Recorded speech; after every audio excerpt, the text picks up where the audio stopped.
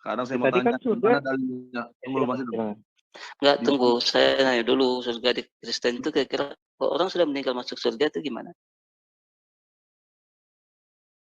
Tunggu. Sebelum itu, saya mau tanya, simpel aja pertanyaan saya. Di mana di dalam Quran ya dikatakan bahwa Allah SWT itu ngomong sama Jibril gitu, bahwa engkaulah malaikatku yang kuutus. Oh gitu. Ada? Coba tunjukkan di Quran. Itu. Coba baca di surat, di surah di surat baca. Iya. Silakan share. Waduh. Di surah di apa Al-Qur'an 16 ayat 123 tuh jangan tertawa itu jadi malu aku gini tuh.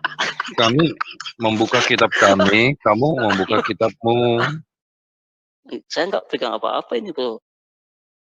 Saya nggak pegang apa-apa saya. Bantu aja, Bro. Sedangkan handphone saya iya, baca 123 Quran 16 surah 23 baca aja, silakan baca sendiri. Siapa yang bisa saya screen? Enggak, kalian cari aja, enggak usah saya screen, cari aja masing-masing baca. Quran berapa? Quran 16 surat ayat 123. Jadi gini, kita biar diskusi saling ngotot-ngototan, tapi kalau apa kita sahabat, kita cuman gini aja. Malam itu. Surat 18 ayat? Enggak, surat 16. Quran 16 123.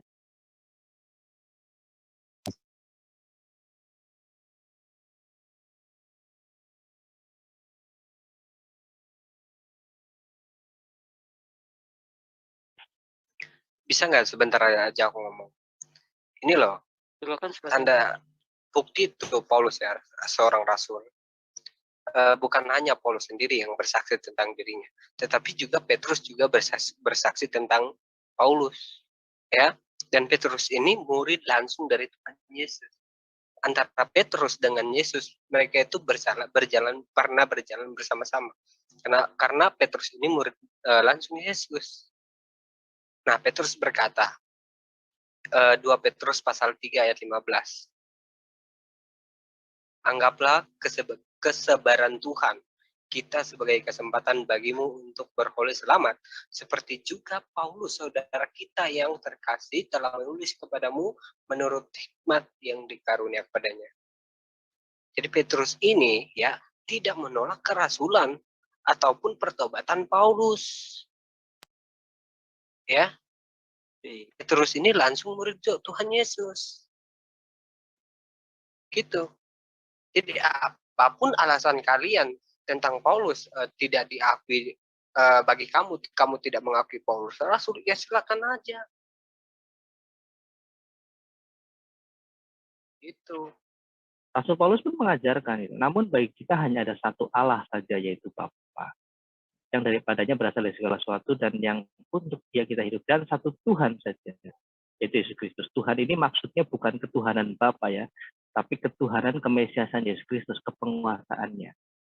Karena Yesus adalah Adam kedua, mengembalikan kodrat Adam yang sudah dirusak oleh Adam ya.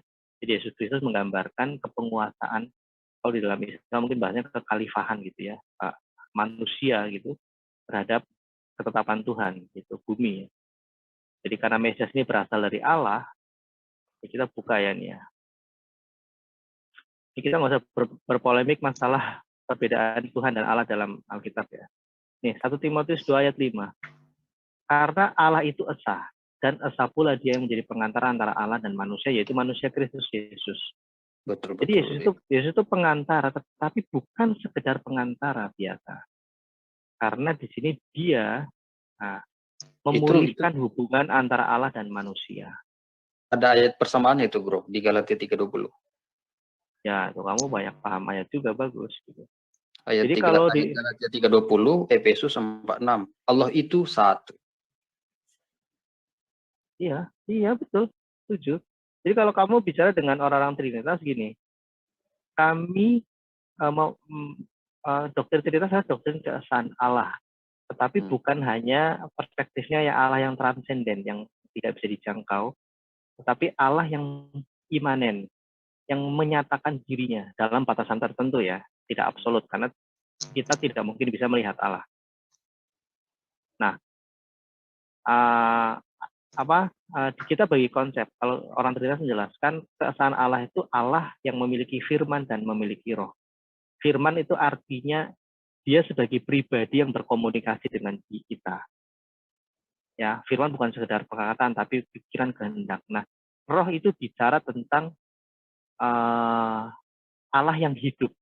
Nah, jadi tetapi tidak seorang pun yang mengetahui apa yang ada di dalam diri Allah ya, selain roh Allah. Jadi hakikat Allah kita tidak tahu. 1 Korintus 2 ayat 11. Kan? Oh, iya, bro. Kita nggak tahu. Ya. Jadi bisa dijangkau gitu ya, bro. Yang imanen, Allah yang hadir di tengah-tengah manusia sehingga kita bisa mengenalinya dalam batasan tertentu ya, bukan yang absolut. Tidak bisa ada orang yang mampu memahami Allah yang absolut. Nah, lalu siapa Yesus Kristus dan apa?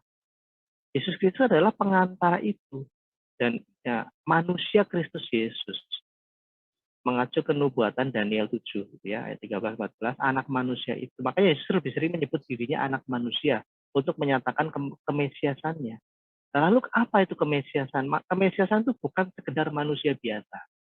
Karena Mesias ini adalah harus manusia yang tidak berdosa. Nah, nanti ada hubungannya dengan sifat Allah yang maha adil dan maha kasih yang tadi saya sering jelaskan. Jadi kami gereja Konsili Chalcedon 451 sudah memutuskan untuk menjawab kebutuhan orang, akal budi pemikiran orang, Yesus Kristus ini seperti apa dipahami, batasannya seperti apa. Makanya gereja saat itu mulai mentransformasi teologinya gitu ya. Kayak Islam kan juga mentransformasi teologinya, ada ilmu kalam dan sebagainya. Nah, akhirnya di Konsili Chalcedon 451 itu ditetapkan bahwa oke, sesuai dengan dalil Alkitab dari ayat-ayat yang ada, maka Yesus Kristus adalah satu pribadi. Satu pribadi yang memiliki hakikat kodrat kemanusiaan, tetapi memiliki hakikat keilahian. Keilahiannya bukan Bapa dia. Yang menyatakan Yesus sama dengan Bapa itu bidat Praxeas abad kedua, atau bidat Sabellianisme. Kalau sekarang di abad 21 diadopsi oleh beberapa sekte kekristenan. Saya nggak perlu sebutkan, nanti malah jadi. Iya, nggak perlu disebutkan, bro.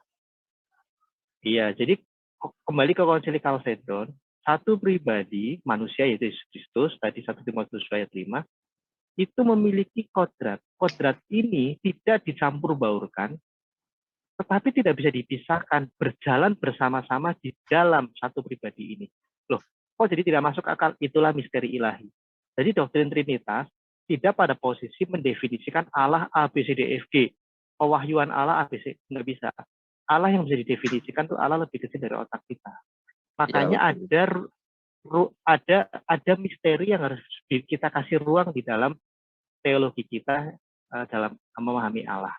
Jadi Konsili Chalcedon menjelaskan kodrat kemanusiaannya memiliki kehendak, tapi kehendak kemanusiaannya tidak lebih besar dari kehendak keilahiannya. Makanya Yesus Kristus kan bahkan berdoa merasa jiwanya ingin mati, itu kemanusiaannya. Tetapi biarlah kehendakmu Bapa yang terjadi, bukan kehendakku.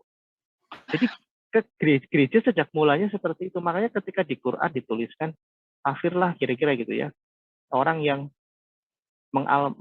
mengalahkan Al-Masih, itu bukan menunjuk kepada doktrin Kekristenan, itu menunjuk kepada pemahaman bidat modalisme abad kedua. Ya, itu ya. Kafirlah orang yang menyembah ya, tiga Allah.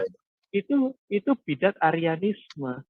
Itu ajaran sesat heresi subordinat yang menyatakan ada tiga hakikat Allah dengan kesetaraan yang mirip atau kesetaraan yang bertingkat subordinat. Enggak. Gereja menyatakan Allah itu satu hakikat dengan tiga hipostasis. Hipostasis itu apa? Ya, Quran itu adalah hipostasis Allah. Kalau lihat Quran, kita bisa memahami Allah. Betul. Kamu jadi, berbicara dengan saya, kamu bisa memahami saya. Oh, Edo orang ini. Ya, jadi kalau menurut dijangkau ya, masalah Allah itu kita mengenalnya kalau justru kalau menurut Islam itu justru kalau kami baca itu di surah Al-Zumar ayat 67, dan mereka tidak mengagungkan Allah sebagaimana mestinya padahal bumi seluruhnya dalam genggamannya pada hari kiamat dan langit digulung dengan tangan kanannya. Maha suci dia, maha tinggi dia dari apa yang mereka persekutukan. Jadi dalam konsep keislaman itu tidak ada istilahnya Allah menjelma jadi manusia. Nah itu satu bro. Supaya umatnya mengenal Tuhan kan begitu. Contohnya ini kan menurut Islam. Contohnya di perjanjian baru kan, siapa itu yang berkata itu? Tunjukkanlah kami kepada Bapak itu. Tunjukkanlah kami Bapak itu. Kan pernah Yesus berkata itu, barang siapa melihat aku, dia telah melihat Bapa. Kepada siapa itu berbicara? Kepada Thomas ya kalau nggak salah. Ini Imam ahli Taurat mungkin kalau salah. Oh iya. Jangan diartikan, jadi gini, ayat memahami Alkitab itu kan, kami memahami Alkitab itu memiliki kandungan karakter ilahi di dalamnya, yang sifatnya abstrak ya, tidak terlihat.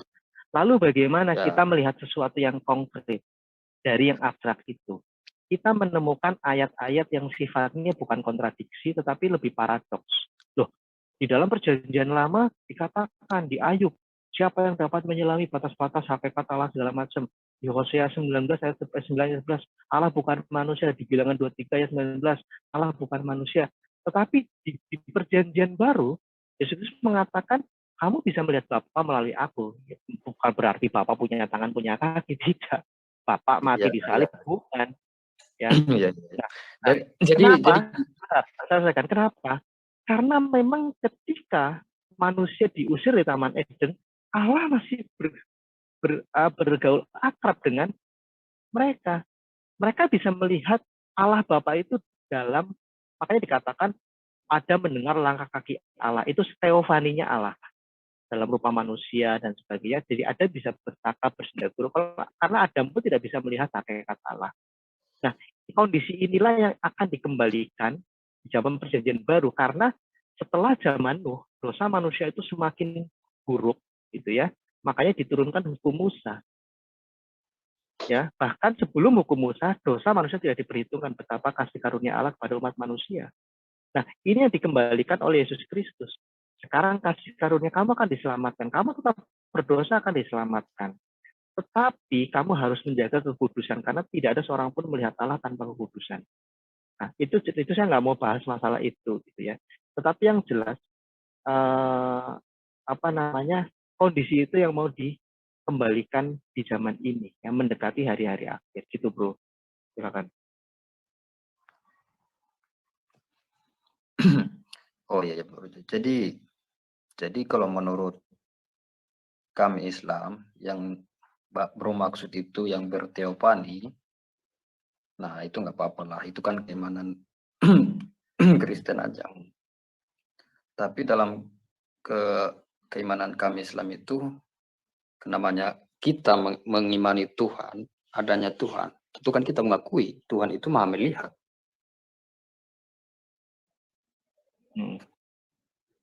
Makanya di surah Toha ayat 14 itu kalau nggak salah, Inna li'ana Allah la ilaha illa ana fa'burni wa qimus sholata li dzikri. Sesungguhnya aku ini ada Allah, tiada Tuhan yang hak selain aku, maka sembahlah aku, dirikanlah sholat, nah, untuk mengingatku. Nah, itulah tandanya kita beriman kepada Tuhan dan kita berbuat apa yang diperintahkan. Nah, itu dia contohnya.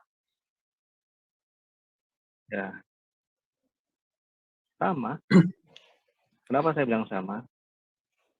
Jadi gini bro, di Ibrani 2 atau 4 ya, Ibrani 4 kalau salah ayat 15 itu dikatakan Allah menyatakan diri dengan berbagai cara.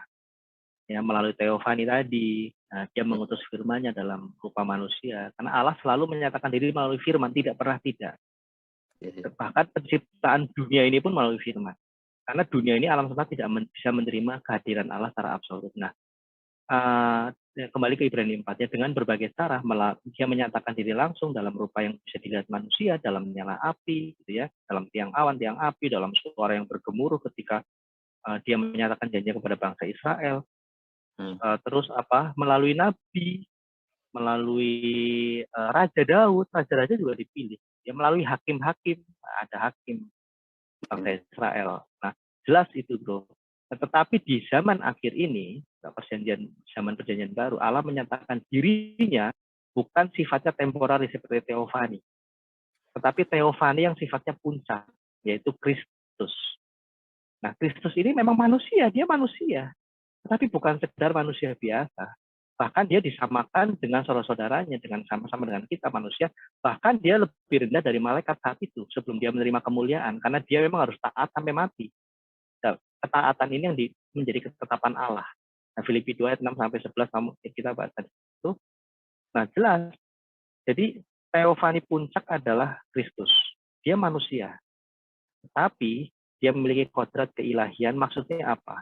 Dia memiliki tabiat ilahi. Ilahi ini tidak lain adalah tabiat Allah itu dalam batasan tertentu. Nah, dan ingat, Allah selalu menyatakan dirinya melalui firman. Karena Allah tidak pernah menyatakan dirinya secara absolut karena kita tidak bisa menerimanya. Makanya Yohanes menjelaskan dia adalah firman yang hidup di 1 Yohanes 1 ayat 1 yang bisa kami raba, kami dengarkan, kami tuliskan tentang firman yang hidup. Maksudnya bukan firman yang bersifat roh, rohnya bersifat roh itu kemudian menjadi bersifat daging. Tidak. Firman Allah tetap melekat dalam diri Allah.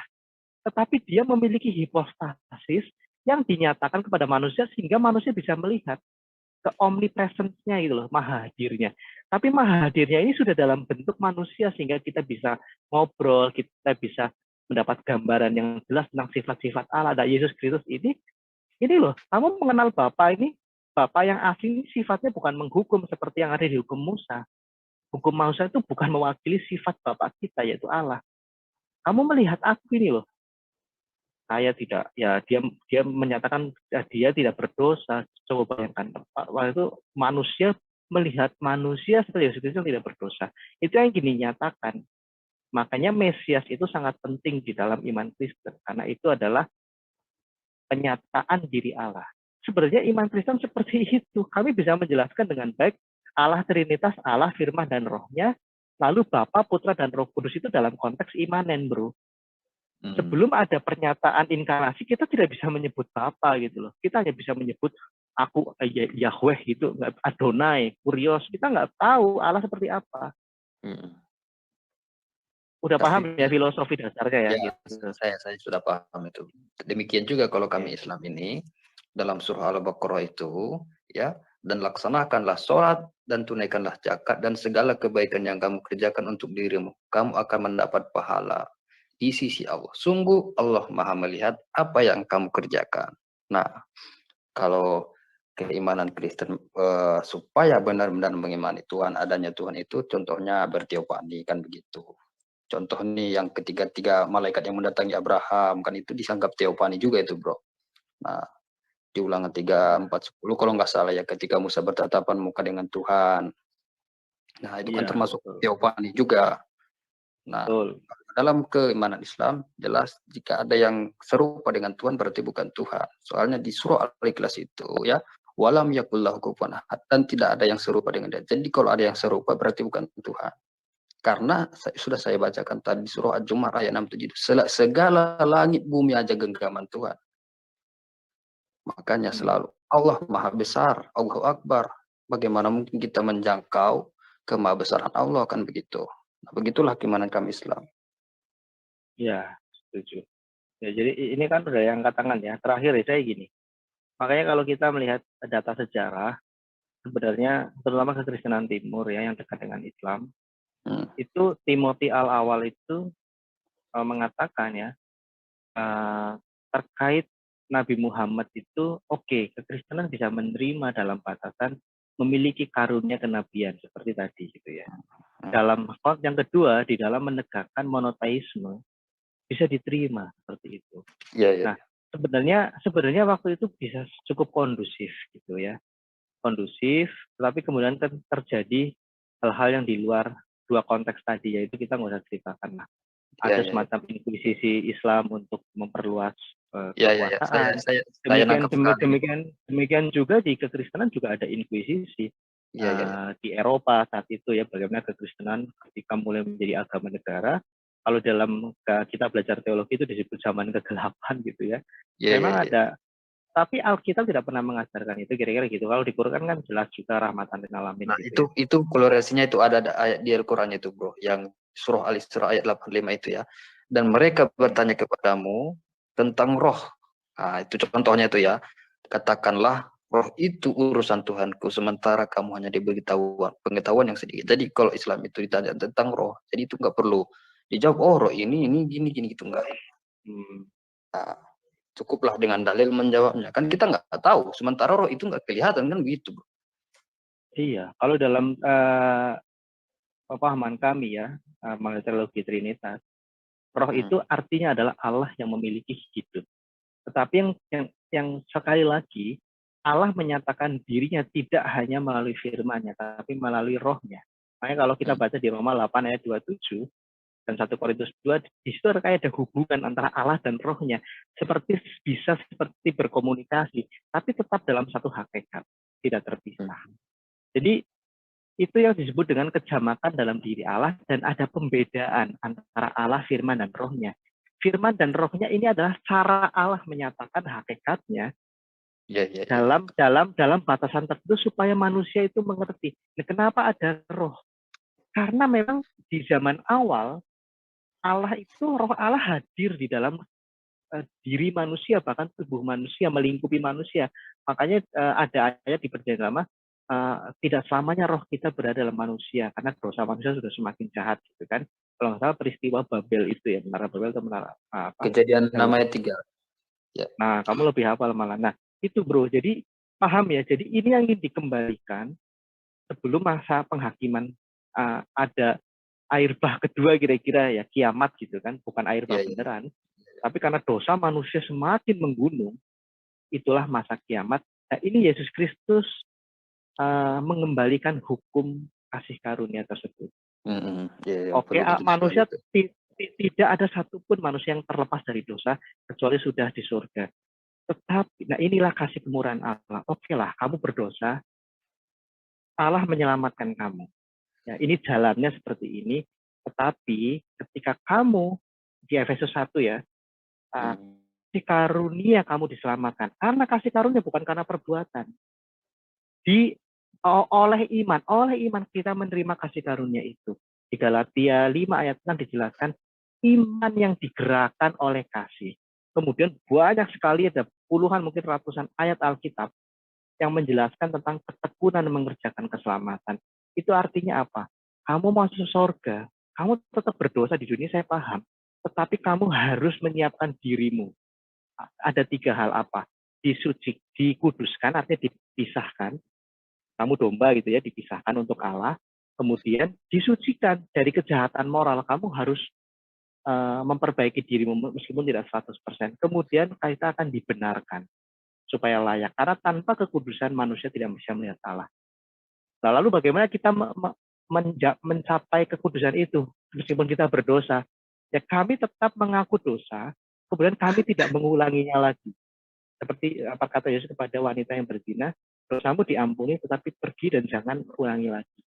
Itu artinya orang Kristen hidup di dalam kekudusan yang diharapkan untuk melihat Allah satu saat. Kira-kira kayak gitu, bro. Silakan yang lain mau nanggapin. Sedikit lagi saya tanggapi. Jadi kalau masalah maksud roh yang maksud tadi itu sebenarnya mungkin cara penyampaian kita beda ya, cuman mungkin tujuannya sama ya. Contohnya nih yang di Yohanes 4:23 kan sampai 24, tetapi saatnya akan datang dan sudah tiba sekarang bahwa penyembah-penyembah benar akan menyembah Bapa dalam roh kebenaran. Sebab apa mengendaki penyembah demikian Allah itu roh, dan barang siapa menyembah dia harus menyembah dalam roh kebenaran. Nah ini kalau menurut saya ini contohnya itu ya di saat kita beribadah berarti kita sudah berkomunikasi dengan Tuhan, kan begitu. Iya, kamu tahu nggak esensi ibadah itu apa? Kenapa itu menjadi penting? Ibadah itu bicara bukan kita hanya bertemu Tuhan, tetapi ya, saling membangun dan menguatkan. Itu esensi dari Injil. Maka dari itu, orang Kristen itu merasa diberkati kalau bisa memberitakan Injil, karena bahkan tidak diupah, kata Rasul Paulus. Kenapa? Karena itu sama saja kita sudah menyelamatkan orang lain. Injil itu bicara tadi tentang ini loh, Allah mengembalikan kita tidak perlu lagi terikat kepada hukum Musa. Kalau hukum Musa, kita mengumpulkan kayu bakar di hari Sabat itu dirajam pakai batu. Ya, jangan membunuh, jangan berzina, jangankan masalah kayu, pezina aja dirajam. Betul, dan ada 600. Tetapi ingat, pada saat Kain membunuh Habel, Allah membunuh Kain tidak. Malah Kain sempat-sempatnya nawar ke Tuhan, kan kurang ajar gitu. Itu betapa dekatnya Tuhan dengan manusia saat itu. Oke Kain, saya akan berikan tanda ke kamu supaya kamu tidak dibunuh. Coba. Nah ini yang ingin dikembalikan oleh Allah. Sudahlah, kamu manusia berdosa. Amal perbuatan apapun, kamu nggak akan menyelamatkan kamu. Sudah, yang penting kamu sekarang terimalah iman di dalam Kristus, kira-kira kayak gitu ya. Kristus ini Kristus ini yang memulihkan relasi, ya, memulihkan relasi antara manusia dan Allah. Sekarang tinggal bagaimana kamu memulihkan kodratmu. Nah, Roh Kudus memimpin kita pada pemulihan kodrat, menyucikan kita dari kejahatan moral. Sebenarnya seperti itu, bro. Makanya hidup di dalam Roh, artinya kita hidup memulihkan kondisi kita supaya kita ini yang tadinya mungkin tiap hari ngeliat cewek ngeros gitu ya, sekarang tidak lagi, kira-kira gitu kan, paling tidak tersadar gitu ya. Meskipun besok saya mungkin kecelakaan mobil atau motor mati, saya lihat cewek cantik ya terus nggak membatalkan keselamatan saya, tidak. Itu perwujudan dari sifat maha kasih Allah. Dosa sebesar apapun Allah tetap mengampuni. Tetapi ingat, dosa sekecil apapun harus dihukum. Itu sifat maha adil Allah. Makanya banyak sekali ayat dalam Alkitab mengatakan, ini loh, kamu tuh masih belum tentu selamat kalau kamu itu menganggap enteng keselamatan. Tidak. Contohnya apa? Ada dosa murtad. Oh, saya nggak murtad. Oh, belum tentu. Mungkin ada golok di lehermu, sekarang kamu murtad. Artinya tidak ada seorang pun yang bisa mengatakan, saya tidak mungkin murtad. Nggak bisa. Artinya, Alkitab tidak mengajarkan keselamatan yang murahan. Sekali selamat dosa apapun diselamatkan, itu sama saja sudah menghujat hidup dalam Roh tadi, menghujat Roh Kudus, dan itu tidak selamat, saya berani mengatakan. Tetapi makanya di Matius 7:21 dikatakan bahkan yang bernubuat demi nama Allah gitu ya, demi nama Yesus kira-kira, itu tidak dikenal tidak masuk surga. Jadi banyak sekali ayat-ayat yang menentang ajaran kemalasan dari hypergrace. Lebih banyak ayat Alkitab mengajarkan tentang agar kita tekun, takut dan gentar mengejar kesabaran. Tujuannya apa? Relasimu dengan Allah sudah diperbaiki, sekarang kodratmu diperbaiki, tapi itu kamu ada kehendak bebas. Allah nggak mungkin melanggar kehendak bebas manusia karena itu sudah ketetapan Allah. Kalau kamu nggak merespon untuk memulihkan kodratmu itu dipimpin oleh Roh, kamu nggak akan selamat. Keselamatan itu nggak akan hilang, iya, karena keselamatan itu bicara jalan. Kalau di dalam pemahaman Kristen, keselamatan itu bukan status, bro. Dari maling ayam menjadi bukan maling ayam, pencuri bukan pencuri, diketok palu sama hakim, tidak. Keselamatan itu bicara tentang jalan. Tadi ya, pengantara. Iya. Jalan itu nggak akan hilang, enggak. Yang hilang itu adalah manusia yang tadi, yang keluar dari jalan itu. Kayak gitu, bro. Kira-kira gitulah. Bagus. Ya, silakan yang lain kalau mau bicara. Bagus. Ya silakan RD. Agung. Lanjut dulu Pak. Ya ini RD sudah angkat tangan, mungkin mau bicara. Ini ada topiknya.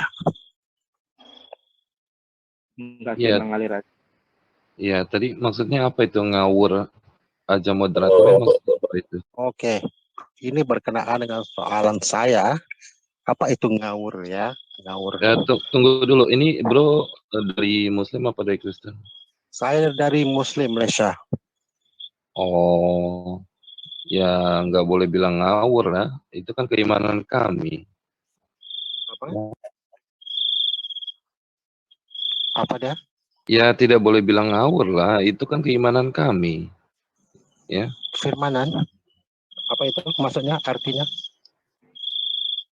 Tidak boleh bilang ngawur. Itu kan keimanan kami. Oke, Bapak tidak keimanan setuju, kamu mari Bap- kita tes Bap- dulu keimanan Bap- kamu Bap- ya. Bapak Kita tes Bapak dulu. tidak setuju nggak apa-apa. Di sini tidak ada perdebatan, tapi kami dialog ya. Dari tadi kami sudah dialog ya. Kami tidak berniat untuk debat. Kalau mau debat silakan di Zoom lain. Oke, Silakan sekarang Lim. saya mau bertanya saja. Mau bertanya. Oke, sebentar bang. Saya mohon izin dulu. Saya tadi karena nengok temanya itu Ustadz Munir berdebat. Saya mau ke sini jadinya, tapi udah lab makanya saya sempatkan dialog sebentar. Saya izin lab dulu ya. Oke. Teman-teman Kristen ini. Makasih bro. Iya, makasih bro. Ya, kalau Makasih. dengan Munir, kita udah biasa ya. Kita ya Iya. bincang itu dia tiap hari di sini kok sampai tengah malam sampai pagi. Iya, kadang kan kebetulan waktunya nggak ada. Jadi tadi kebetulan waktunya bisa kan gitu. Jadi saya sempatkan lah dengarkan diskusinya gitu. Jadi saya masuk udah nggak ada kan gitu. Jadi ya nggak apa-apa lah daripada masuk langsung keluar kan nggak enak. Oke, thank you ya bro. Iya. Ya. Oke. Saya mau tanya ini. Ya, makasih. Saya mau bertanya kepada pihak Kristen ya tentang penebusan dosa. Ya. Makanya kekristenan percaya bahwa Yesus itu harus mati untuk menebus dosa manusia oleh karena Adam memakan buah yang terlarang. Benar. Nggak sesimpel itu sih, bukan masalah makan dan minum ya, tapi masalah itu buah terlarang. Gini, masalah ketidaktaatan Adam, jadi merusak banyak hal ya, merusak hubungan antara Allah dan Adam saat itu, manusia.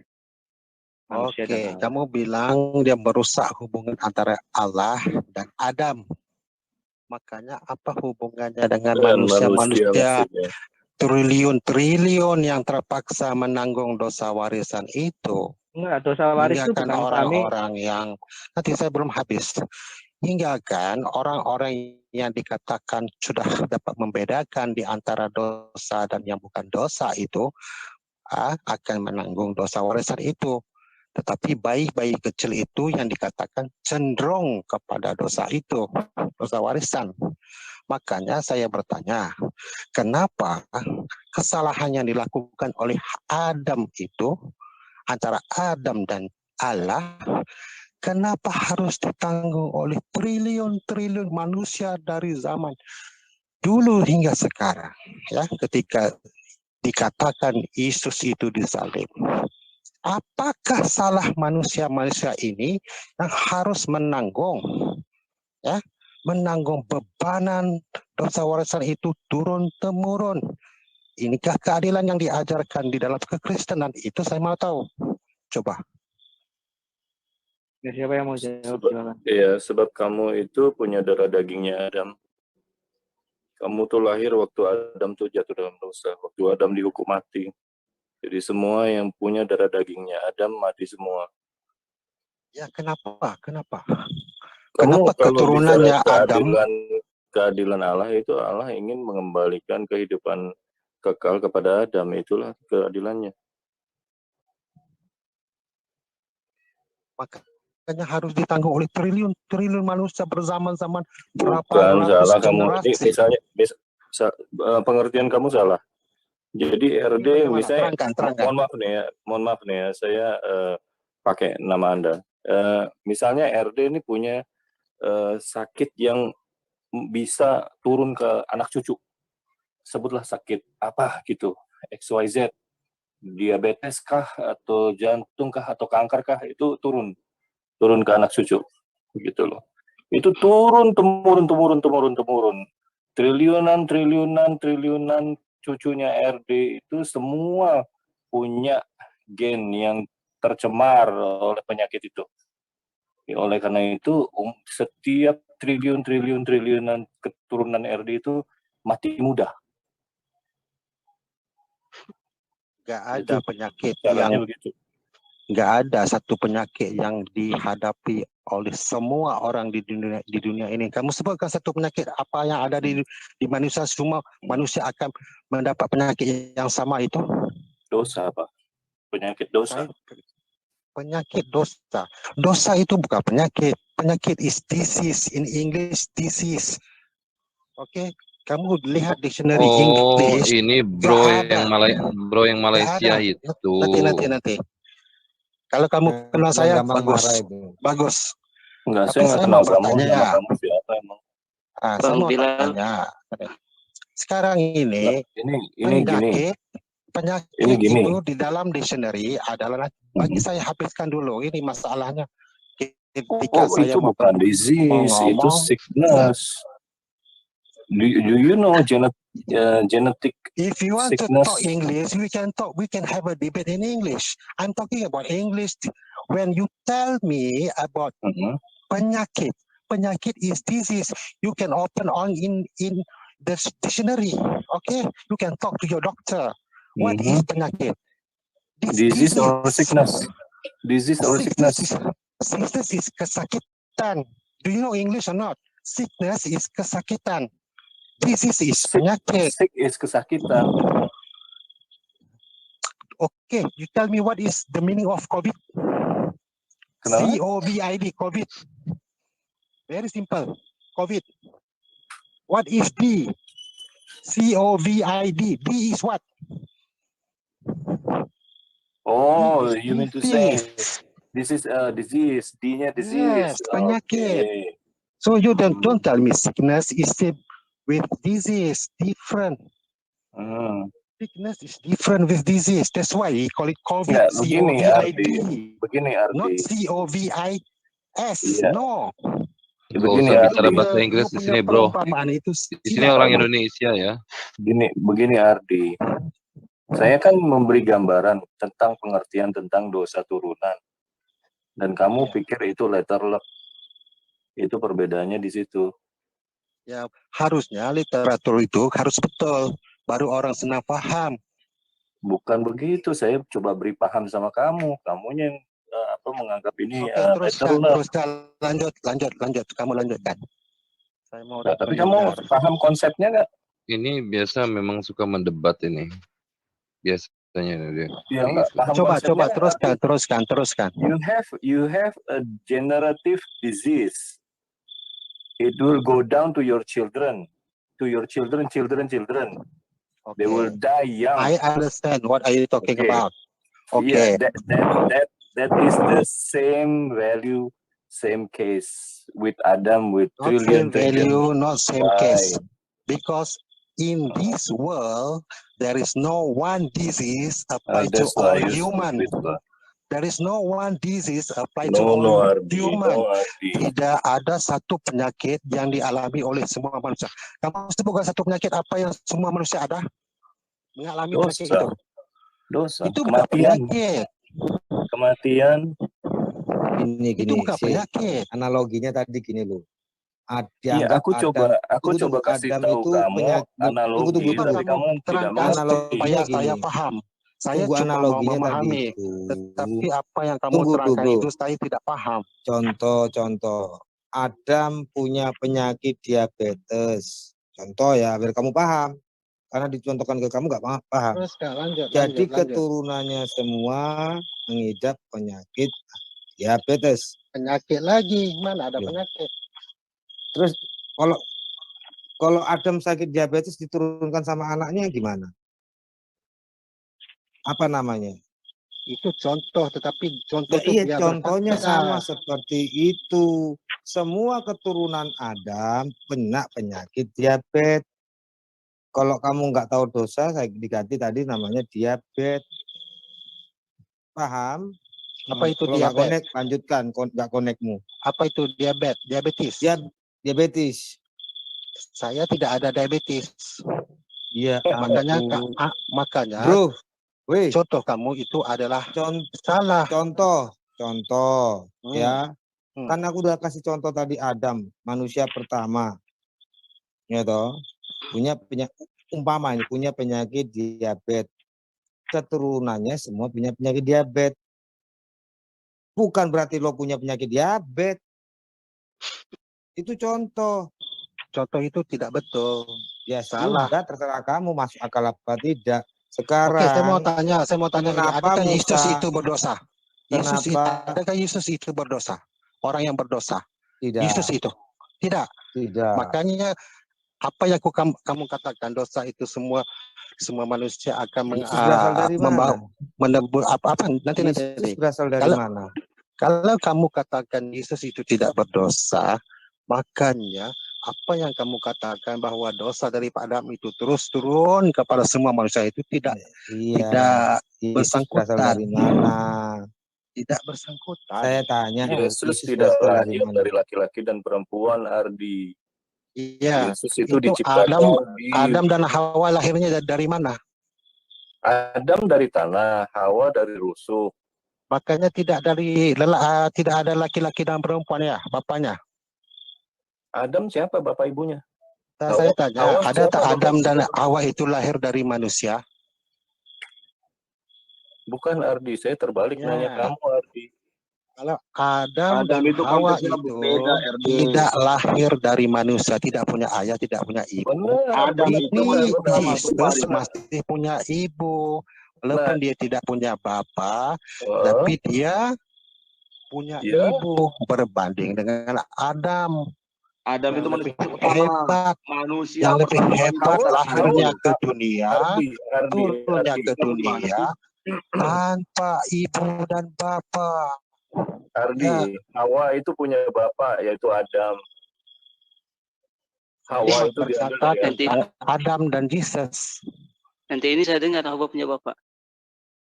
Saya berkata tentang Adam dan Hawa dan Yesus. Tiga orang. Ya. Adam itu berbeda.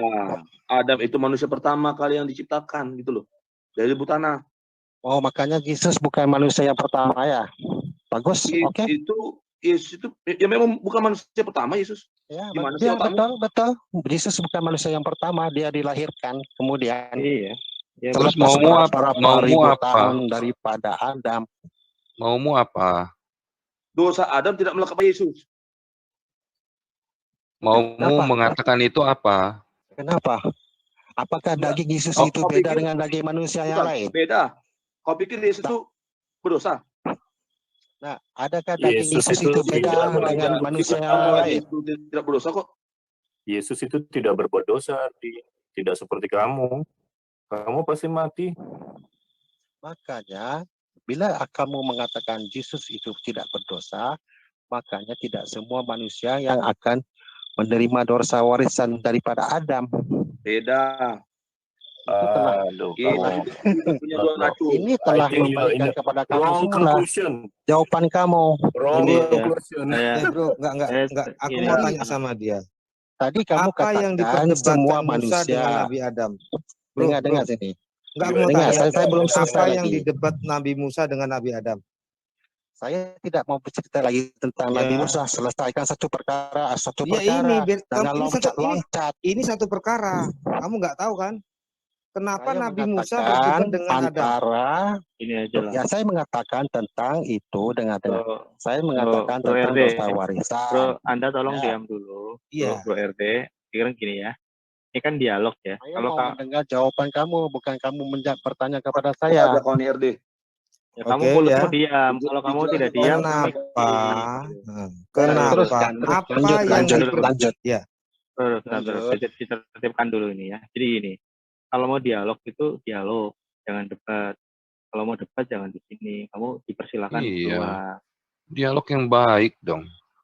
Kamu ingin pertanyaan, bukan dialog. Mulutmu diam dulu ya, jangan kayak perempuan. Jadi gini. Pertanyaan kan? Ketika mulutmu diam dulu, jangan kayak perempuan. Jadi gini, ketika kamu bertanya tentang iman Kristen, beri kesempatan teman-teman Kristen untuk menjelaskan. Ya, kan di sini kamu bertanya tentang iman Kristen. Nah, ini teman-teman, silakan diluruskan dulu. Sepertinya dia ada salah pemahaman tentang dosa waris dipikirnya gitu. Kamu mengatakan saya salah. Oke, buktikan yang bahwa saya salah. Enggak, aku mau kasih PR sama dia. Kayaknya dia nggak paham. Apa yang diperdebatkan Nabi Musa dengan Nabi Adam? Yang lain sekarang lanjut. Itu PR buat kamu ya. Kamu cerita saja. Di Alkitab nggak ada perdebatan. Bukan soalan. Kamu teruskan apa yang kamu paham. Nabi itu ke Islam, bukan ke Kristen ya. Enggak dijelaskan dulu. Yang kamu bahas itu dalil Quran atau dari Alkitab nggak ada Musa berdebat dengan Adam. Enggak, dari Islam, dari Abu Hurairah mengatakan kepada Nabi Shallallahu Alaihi Wasallam, Nabi Adam dan Nabi Musa pernah saling berdebat. Apa yang didebatkan kalau kamu tahu? Oh, makanya kamu percaya dengan hadis itu? Duh, sekarang ini hadis palsu apa enggak? Biar kamu percayalah hadis itu. Duh, ini dipercaya kok. Kalau kamu percaya, kenapa kamu tidak ikut hadis itu?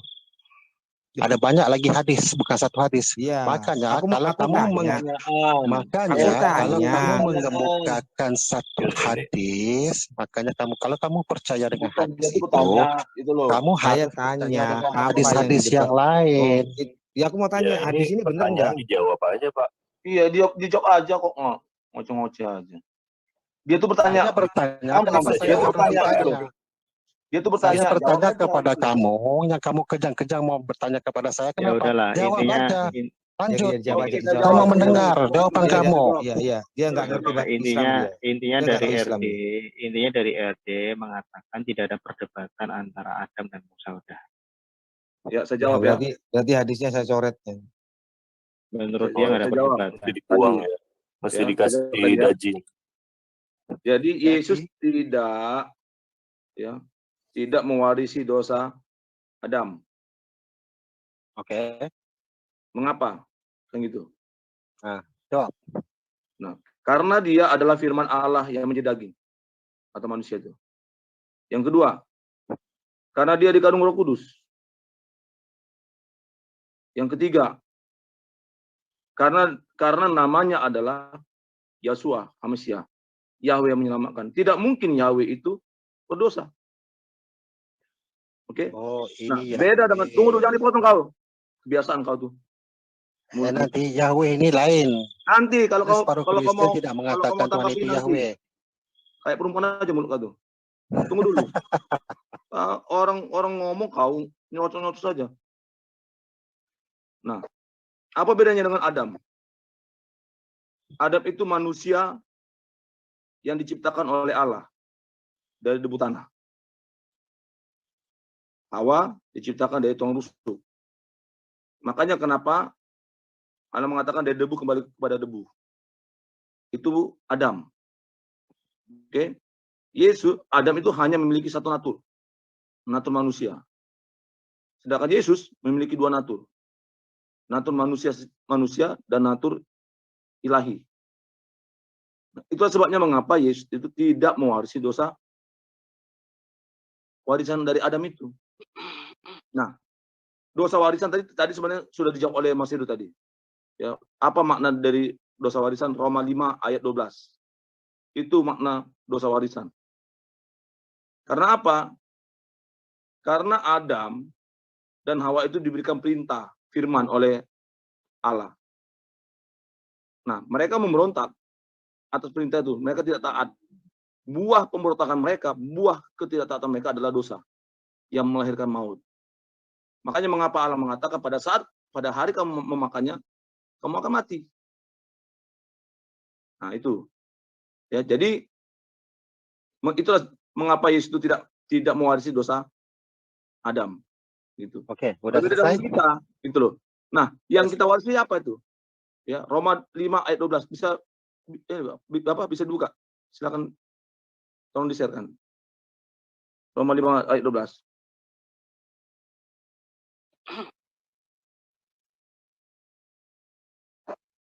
Sebab itu sama seperti dosa telah masuk ke dalam dunia oleh satu orang, Adam. Dan oleh dosa itu juga maut, demikianlah maut itu telah menjalar kepada semua orang. Karena semua orang telah berbuat dosa ini. Gitu loh. Ya, karena apa? Kemerosotan dosa itu. Gitu loh. Makanya kenapa di dalam Alkitab itu, saya rasa di dalam Quran pun tidak ada tuh manusia diciptakan segambar dan serupa dengan Allah. Dalam Alkitab jelas, manusia itu diciptakan segambar dan serupa dengan Allah. Gitu loh.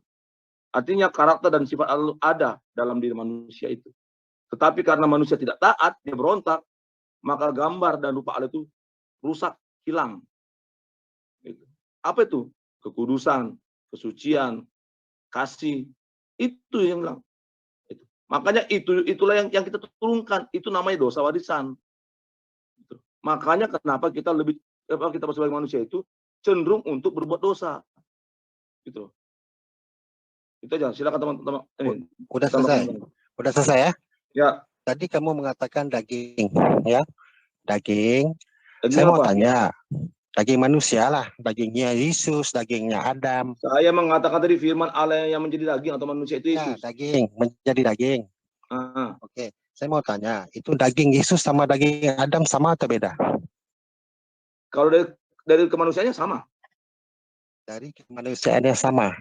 Ya. Oke, bagus. Itu yang saya mau jawabannya. Makanya ya, daging Adam dan daging Yesus itu adalah sama. Ya. Kenapa? Kenapa dia harus? Kamu katakan tadi dia tidak berdosa, tetapi dagingnya sama. Ya, terus apa jawaban ini pertanyaanmu? Saya bertanya, kenapa dagingnya sama tetapi? Ya beda lah. Itulah kamu tidak menyimak apa yang tadi saya katakan panjang lebar tadi.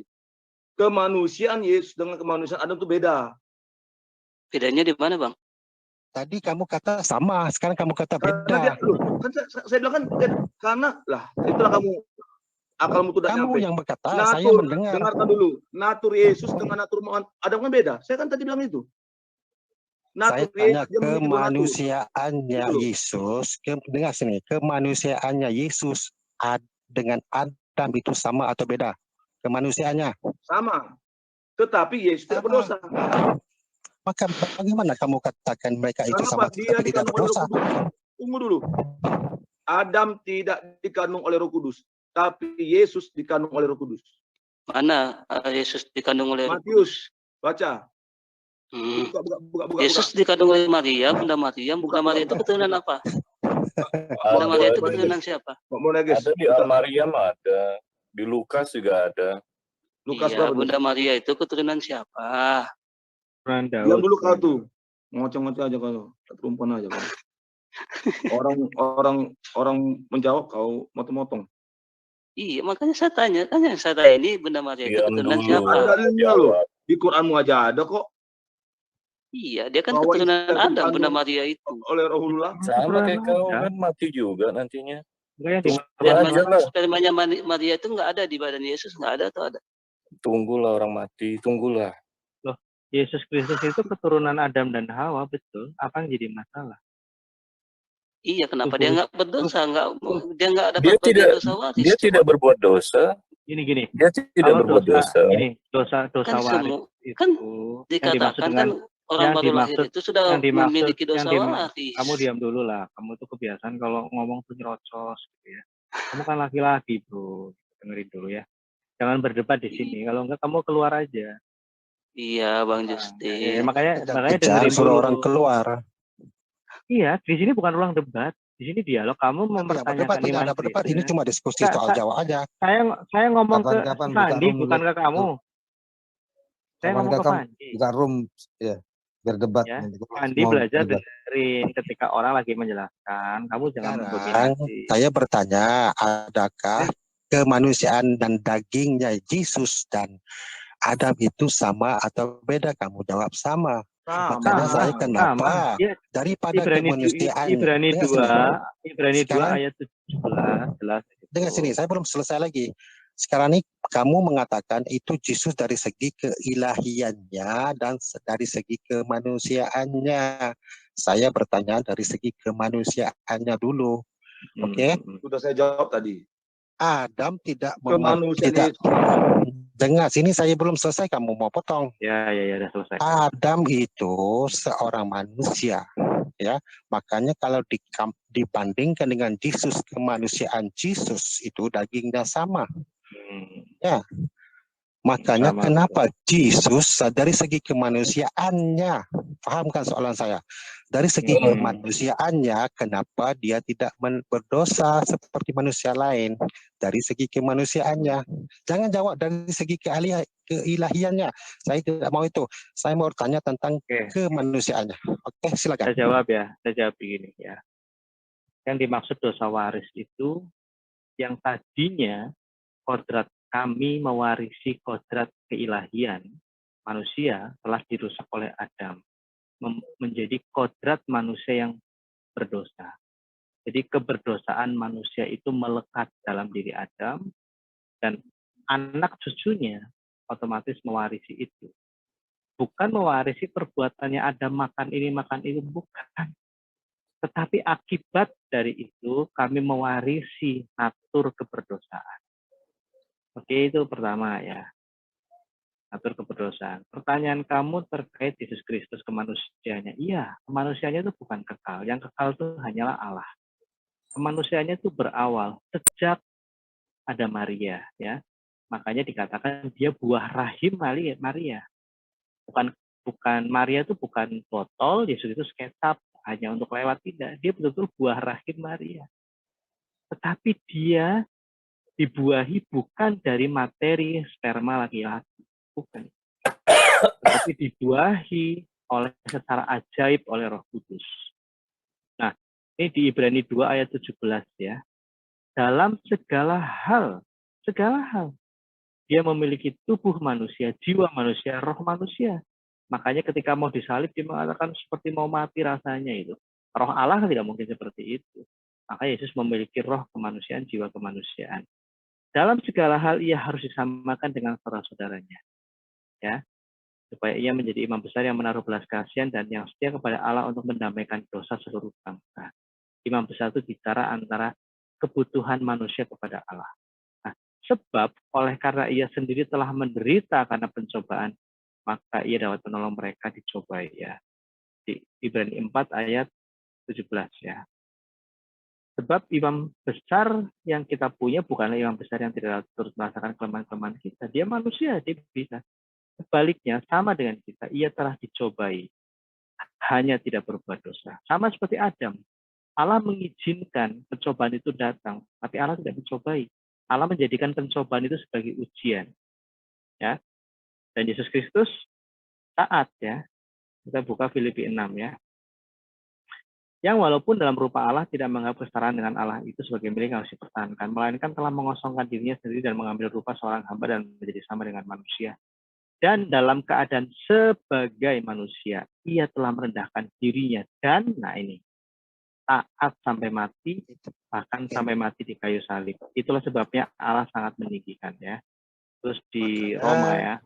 Oke, makanya dari segi kemanusiaannya, ia tidak terkait dengan bahwa Yesus itu tidak berdosa. Ia tetap berdosa kalau dari segi kemanusiaannya. Apa benar?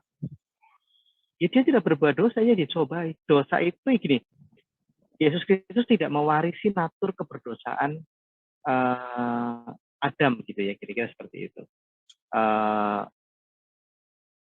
Tetapi ia tetap dicobai, artinya dia diuji, gitu ya. Karena memang manusia dalam ajaran kekristenan, Adam itu tidak diciptakan memiliki potensi berdosa dari dalam dirinya. Iblis tahu itu persis, berbeda dengan malaikat. Malaikat memiliki potensi berdosa dari dalam dirinya sendiri. Makanya ketika malaikat berdosa, tidak ada ampun. Tetapi manusia lebih sempurna. Nah, iblis tahu itu, makanya dosa bukan datang tidak dari dalam diri manusia, tetapi iblis memanfaatkan panca indera, ya, penglihatan, perasaan manusia. Manusia hanya bisa memilih untuk taat dan tidak taat, dan manusia memilih tidak taat saat itu gagal ujian. Nah, oke. Nah, dari situ rusaklah natur manusia itu, sehingga kita mewarisi natur yang seharusnya manusia itu taat, tidak berdosa, tidak melenceng dari apa yang sudah Allah tetapkan, akhirnya melenceng. Hamarti ya, melenceng dari sasaran. Nah, kita mewarisi itu, bro. Makanya kecenderungannya kita berbuat dosa. Kamu sekarang begini ya, kalau anak terlalu panjang menjawab, saya memahami apa yang kamu jawab. Ayat-ayat yang kamu bacakan tadi saya sudah baca. Ya, terlalu panjang jawabannya. Ya, apa yang mau sekarang nih, apa yang saya paham daripada kamu bahwa Yesus itu tidak mewarisi dosa warisan Adam, benar? Iya, ya. Makanya daging kemanusiaannya itu juga tidak mewarisi dosa Adam. Benar? Kok daging diwarisi ke tubuh sih? Itu dari mana itu logikanya? Saya bertanya semula ya. Kalau Kamu manusia, natur nggak? Natur itu dengar sini. Saya bertanya tadi ada dua perkara yang saya sudah jelasin tadi. Satu yang kamu percaya bahwa dia punya keilahiannya dan kemanusiaannya. Makanya kamu katakan Yesus itu tidak mewarisi dosa Adam. Makanya saya bertanya yang lebih spesifik, lebih detail, lebih terperinci. Ya, dari segi daging kemanusiaannya itu maka Yesus tidak mewarisi dosa Adam. Benar atau tidak? Tidak mewarisi natur keberdosaannya, ya benar. Makanya Yesus dari segi kemanusiaannya tidak mewarisi dosa Adam. Tidak mewarisi keberdosaan. Kamu tahu, paham? Saya jelasin tadi esensi dari dosa waris itu bicara tentang natur keberdosaan manusia. Seharusnya manusia itu lahir tidak memiliki natur keberdosaan, natur ketidakberdosaan. Yesus Kristus tidak memiliki natur keberdosaan. Itu prinsip dari dia dibuahi gitu, oleh Roh Kudus supaya natur ketidakberdosaannya ini dipertahankan. Tetapi sebagai manusia dia tetap dicobai. Adam juga awalnya dia memiliki natur ketidakberdosaan, tapi dia dicobai. Ini bukan berkaitan tentang dicobai. Ini dicobai itu perkara lain. Saya bercerita tentang dosa warisan. Bentar, saya potong bro. Esensi dari kamu gini. Kalau kamu mau belajar teologi kekristenan, esensi dari penebusan itu bicara Filipi 2 ayat 6 tadi. Taat. Jadi bicara tentang taat, ketaatan Yesus Kristus mengalahkan ketidaktaatan yang dilakukan Adam. Makanya di Roma 6 dikatakan kita dibenarkan karena ketaatan satu orang. Akibat ketidaktaatan satu orang kita menjadi orang yang tidak benar, manusia berdosa. Jadi esensi dari penebusan itu memulihkan relasi antara manusia dengan Allah dengan cara Yesus Kristus sebagai manusia Adam kedua ini diuji gitu, dan Yesus Kristus taat dalam ujian itu. Meskipun ujiannya itu berat, yaitu kematian. Karena seharusnya Adam yang mati saat itu, tapi Adam tidak menderita kematian seperti Yesus Kristus. Esensinya itu, bro. Ketaatan mengalahkan ketidaktaatan. Anda harus atas itu. Itu esensi dari misi Kristus. Makanya dalam kesetaraannya, dia tidak menganggap kesetaraannya itu sebagai milik yang harus dipertahankan. Dia mengosongkan dirinya, itu kenosis artinya. Dan dia taat sampai mati. Kemanusiaannya bagaimana? Kenapa? Dari segi kemanusiaannya. Apa yang mau kamu? Dari aspek kemanusiaannya Yesus itu. Ya, karena dia punya daging daripada ibunya Maria. Lalu darahnya juga dari Maria. Kita belajar sains kan. Dagingnya, tulangnya, nanti dulu. Dagingnya, tulangnya, darahnya juga dari Maria. Ya, terus? Ya, makanya kalau kamu mengatakan bahwa semua manusia itu berdosa, dari dosa warisan si Adam itu, daripada Adam, maka Yesus juga berdosa karena darah, dagingnya, tulangnya dari Maria, ibunya. Bukan dia diciptakan terus seperti Adam. Bukan gini. Kamu tadi kamu nggak mendengarkan penjelasan saya. Esensi dari dia dikandung oleh Roh Kudus itu untuk memenuhi nubuatan bahwa Allah hadir di dalam rupa manusia. Tidak mungkin Allah hadir itu dalam manusia yang berdosa. Yesus Kristus secara kedagingan adalah buah rahim dari manusia yaitu Maria. Karena dia bukan manusia jadi-jadian, bukan jin dia manusia seutuhnya. Tetapi dia diharuskan untuk tidak memiliki natur keberdosaan supaya dia diuji, bro. Kalau dia memiliki kamu natur mengatakan dia kalau dia memiliki natur keberdosaan, tidak mungkin diuji. Masa manusia berdosa diuji. Jadi Yesus Kristus ini menggambarkan kondisi Adam mula-mula ketika Adam tidak memiliki natur berdosa, dia diuji. Tapi Adam gagal. Yesus Kristus sama dengan Adam, tidak memiliki natur berdosa, dan dia tidak gagal. Kamu sudah menjawab itu, natur itu. Sekarang ini saya jelaskan dari segi sainsnya. I know. Oke, si Yesus itu darahnya dari ibunya, tulangnya dari ibunya, dagingnya dari ibunya. Kamu ibunya dikatakan berdosa juga, mewarisi dosa Adam ibunya.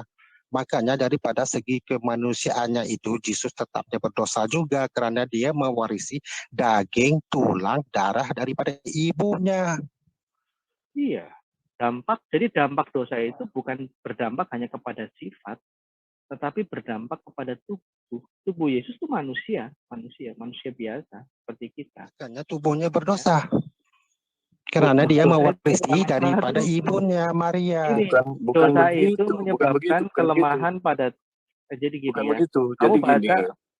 Adam itu kita itu lahir waktu Adam sudah dikutuk mati. Paham nggak? Terus?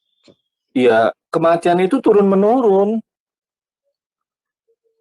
Ya, turun juga kepada Yesus ya, begitu. Tentu, tapi dia bukan tabiat dosa. Jadi kamu jangan satukan tentang sifat kematian darah dan daging ini dengan sifat dosa. Itu berbeda. Paham nggak? Yang tadi apa analogi penyakit? Adam itu keluar dari Taman Eden, Firdaus, dalam kondisi terkutuk mati. Dan kita lahir sesudah Adam itu keluar dari Taman Eden dalam kondisi terkutuk mati.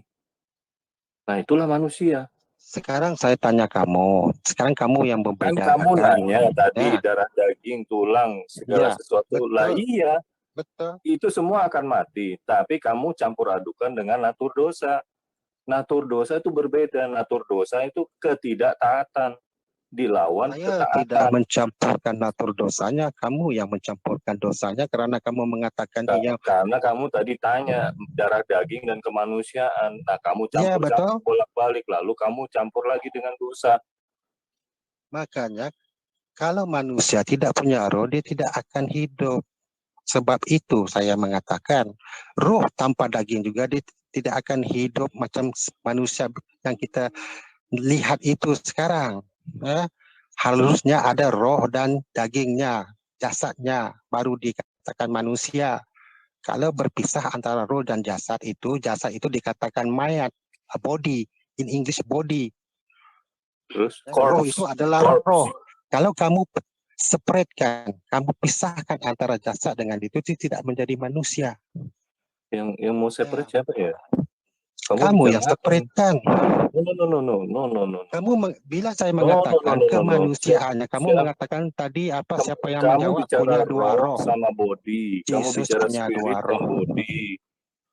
Kamu tadi bicara spirit and body. It's different. Berbeda dengan darah dan daging. Darah dan daging lalu dengan kemanusiaan.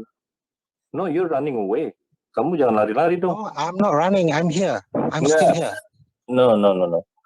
Kamu kan tadi awal bicara someone is telling me just now. Lalu kamu bicara tentang darah daging itu berdosa, kan begitu? Kan tadi sudah diulang-ulang dijawabnya bahwa kalau dosa itu kau dengar. Kalau dosa itu ketidaktaatan terhadap Allah, artinya kamu memberontak Allah, artinya kamu mewarisi pemberontakan Adam. Nah, itu saya tidak tahu lah. Kalau kamu katakan begitu. Sekarang nih tadi siapa yang bilang kepada saya itu Yesus punya dua roh. Yesus punya dua roh. Siapa bilang tadi? Sifat kemanusiaannya. Ya, oke. Makanya Yesus punya tubuh, jasadnya, roh dirinya, dan roh kudus. Apa benar tiga? Loh, manusia itu punya satu roh. Makanya ada ayat Alkitab. Atau dua roh. Ini ya, ketika ketika roh Allah hadir di dalam kehidupan manusia, makanya dikatakan ya ketika waktu manusia fokus kepada Yesus saja, jangan sebut manusia, nanti saya keliru. Kamu diam, sabar. Kamu orangnya tidak sabaran. Kamu sabar, beri kesempatan. Lari sana, lari sini. Tidak lari. Kamu belajar untuk mendengarkan, investasi waktu 30 detik, 1 menit, orang untuk mendengarkan orang. Ya, itu berguna untuk kamu, supaya kamu tuh juga dikasih istri, anak, dia bersabar, gitu ya. Sudah ya, saya belum 5 detik, kamu sudah potong. Ya. Jadi yang dimaksud roh Allah hadir di dalam hidup manusia itu bukan terus manusia punya roh, tidak. Terus Allah kehilangan rohnya, manusia punya 2 roh, tidak. Roh Kudus hadir di dalam hidup manusia, dalam diri manusia itu melingkupi manusia, memimpin manusia dan sebagainya, menguruskan. Ya, Yesus memiliki roh sendiri. Masa ketika Yesus memiliki roh Allah, misalnya bukan roh manusia ya, dia roh Allah. Masa kemudian dia merasa sedih, jiwanya merasa mau mati dan sebagainya. Tidak seperti itu. Dia manusia sejati, memiliki roh manusia. Bahkan di Kisah Rasul 2 ayat 3-24, dia menerima Roh Kudus itu. Menerima. Ya. Dia ditinggikan, dimuliakan, dia menerima roh itu dan dicurahkan kepada manusia. Nah, tapi Yesus juga dilingkupi secara total Roh Kudus memenuhi hidupnya itu ketika dibaptis. Jadi jangan ada salah memahami, oh punya 2 roh, tidak. Atau sekarang orang Kristen dikatakan memiliki Roh Kudus dalam hidupnya, bukan berarti saya punya roh Allah. Tidak, roh Allah ya ada dalam diri Allah. Tetapi roh Allah hadir dalam hidup manusia, bukan terus roh saya ada 2. Anda salah memahami. Coba kembali ke masalah topik yang lebih esensi lah, jangan. Coba kamu ulang balik jawaban kamu tentang roh dan Yesus itu. Apa roh yang ada pada Yesus? Berapa roh? Ya, roh manusia, dong, roh kemanusiaannya. Roh kemanusiaannya. Roh kemanusiaannya. Kenapa sih? Roh kemanusiaannya. Ibrani 2 ayat 11 tadi saya udah kasih dalilnya. Ini dari kalau begitu sekarang tanya roh ini gimana maksud kamu tuh? Iya, ini ya. Oke, kalau itulah begitu, sebabnya maka dalam segala hal ia harus diamalkan dengan saudaranya supaya ia menjadi imam besar agung ya. Oke. Di Ibrani 4 ayat 17 ya. Sebab imam besar yang kita punya bukanlah imam besar yang tidak turut merasakan kelemahan-kelemahan kita. Dia bisa merasakan gitu ya. Sebaliknya sama dengan kita, ia telah dicobai hanya tidak berbuat dosa. Perbedaannya antara kemanusiaan Yesus dan kemanusiaan kita hanya satu, dia tidak berbuat dosa. Ya, Ibrani 5 ayat 8 ya. Nih. Kenapa dia seperti itu? Dia belajar taat. Dia belajar loh, untuk taat dia belajar. Dan sekalipun ia adalah anak Allah maksudnya. Ya, ia telah belajar menjadi taat dari apa yang telah diceritakan. Yesus itu bukan orang-orangan sawah digerakkan pakai remote control dari surga, enggak. Dia manusia, memiliki natur tabiat manusia. Gitu loh. Jadi membayangkan Yesus Kristus itu jangan terus Yesus sama dengan Allah Bapa, itu ajaran bid'ah seperti itu, tidak. Saya bisa menanggapi. Oh, dia selesai? Nanti saya mau sambung sedikit. Tadi kamu mengatakan Yesus itu tubuhnya punya roh kemanusiaannya, betul? Iya, kalau teman-teman yang lain berbeda silahkan. Oke, sekarang saya mau tanya, jasadnya Yesus dan roh kemanusiaan itu berdosa atau tidak, mewarisi dosa Adam? Rohnya sendiri, roh kemanusiaannya dan dagingnya, tubuhnya itu mewarisi dosa Adam atau tidak? Bukan masalah, kamu salah menjelaskan tentang hubungan antara tubuh akibat dosa dengan dosa dan tubuh. Jadi gini, dampak dari dosa itu tidak hanya merubah karakter manusia, sifat manusia, ya, tetapi juga berdampak kepada tubuh. Tubuh itu bisa mati, bisa merasakan sakit. Bukan artinya tubuhnya berdosa, tidak. Yang berdosa itu hakikat kemanusiaannya, tubuh, jiwa, dan roh. Sifat manusia.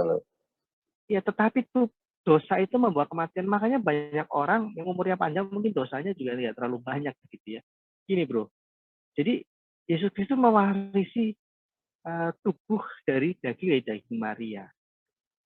Tapi dia tidak mewarisi natur keberdosaan Maria. Tidak, karena makanya itu adalah natur dari Roh Kudus. Kenapa? Kenapa dia harus menjadi tidak berdosa? Karena dia harus diuji, udah jelas ya, saya nggak usah perpanjang. Tapi kembali ke masalah tubuh. Tubuhnya mengalami kematian, dia merasa lelah. Apa kita nggak baca Yesus merasa lelah dan dia beristirahat? Banyak kok. Bahkan dia terlalu banyak menerima orang melayani, harus menyingkir dengan murid-muridnya untuk menyempatkan makan. Bahkan saking Yesus Kristus itu melayani banyak orang gitu ya, di Markus ke Matius itu dianggap seperti orang nggak waras tuh, gila ini orang nggak istirahat, nggak makan. Artinya saat itu orang-orang melihat Yesus Kristus itu harus makan. Murid-muridnya, orang-orang sekitar Yesus mengenal Yesus dengan baik, dia manusia. Jadi Anda harus memahami, bedakan antara kalau kita nggak ada yang tubuh itu dalam tubuh melekat dosa, itu bukan tubuh yang kita warisi, tubuh yang sudah rusak. Seharusnya tubuh. Aku ngasih ayat Duk, bacain Duk. Kasih ayat ya. Mana? Sorry, nggak muncul bro.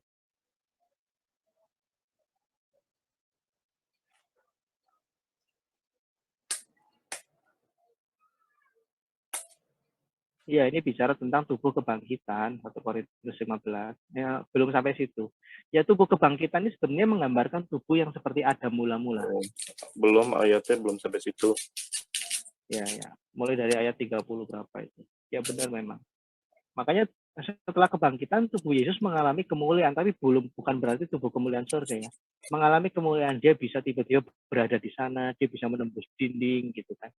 Dia bisa makan ikan meskipun sebenarnya mungkin tidak dicerna atau bagaimana. Itu tubuh seperti itu.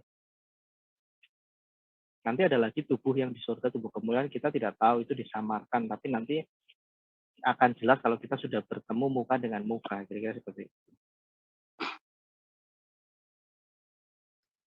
Sudah Kalau selesai masalah menjawab? tubuh, sudah selesai menjawab? Sudah. Udah? Kamu mengatakan bahwa dia mempunyai roh kemanusiaannya, jasadnya, dan dimasuki oleh Roh Kudus di dalamnya, ya, Roh Kudus. Ya. Sekarang saya bertanya antara 3 perkara itu, 2 daripadanya, kemanusiaannya dengan roh kemanusiaannya. Iya, kenapa? Nah, roh kemanusiaannya dan daging tubuh jasadnya yang dari Maria itu mewarisi dosa Adam atau tidak? Iya, tubuhnya bisa mati. Kan tubuh Yesus mati ketika disalib. Saya bukan mengatakan mati, berdosa, mewarisi dosa warisan atau tidak itu. Loh iya. Makanya salah, ini salah. Sebentar dulu. Salah persepsi. Akibat dari akibat dari dosa Adam ada 2, kira-kira 2 minimal ya. Merubah sifat dan karakter manusia menjadi natur keberdosaan dan berdampak kepada tubuh mengalami kelemahan yang tadinya umurnya panjang menjadi pendek karena manusia semakin berdosa sehingga umurnya menjadi pendek, mengalami kesakitan, keletihan. Gitu loh. Tapi jangan hubungkan seolah-olah sekarang setiap saat tubuh melakukan dosa, tidak. Tapi tubuh yang diwarisi Yesus itu tubuh yang sudah sudah rusak oleh dosa Adam gitu ya, sehingga manusia bisa mati. Tadinya manusia nggak bisa mati, manusia hidup kekal. Jadi kita ada perbedaan gap, ada gap antara kamu dengan saya dalam memahami tentang hubungan tubuh dengan dosa. Kalau saya memahaminya, tubuh dan sifat itu sudah rusak. Yang tadinya tubuh ini memiliki kekuatan yang ekstra gitu ya, tadi tubuh rohania kira-kira, yang tidak mengalami kesakitan dan sebagainya. Ini menjadi mengalami kesakitan bahkan kematian. Yesus mengalami itu. Makanya dalam segala hal, nggak usah ditafsirkan aneh-aneh. Dalam segala hal, dia disamakan dengan saudara-saudaranya, artinya manusia, hanya saja dia tidak berbuat dosa. Karena dia diuji. Dia diuji dalam ketidakberdosaannya. Ya, silakan. Makanya, semoga menjawab. Makanya, oke, saya tidak mendapat lagi jawaban kamu, tak apa, nggak apa-apa. Saya terus lagi mendalam soalannya, ya, deep question lagi. Ketika dosa warisan Adam itu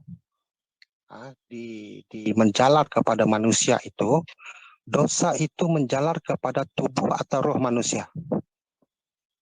Seluruhnya aspek tubuh, jiwa, dan roh. Yes. Kedua-duanya. Iya. Roh dan tubuh. Ini bro, manusia itu terdiri dari tubuh, jiwa, dan roh. Atau tubuh, jiwa kadang disamakan dengan roh gitu ya. Jadi roh manusia itu bisa dibinasakan. Makanya ada ayat yang dia yang berhak membinasakan jiwa. Artinya tidak mengalami kehidupan kekal di surga, tapi kematian alami di neraka. Kira-kira kayak gitu, kesakitan, kematian gitu ya.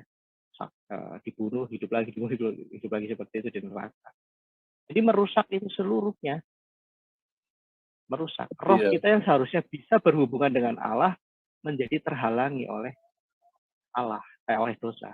Oke, saya sudah paham apa yang kamu katakan, bahwa dosa warisan itu menjalar kepada tubuh dan roh manusia. Betul? Ya, gitu. Oke. Jasmania kan gini.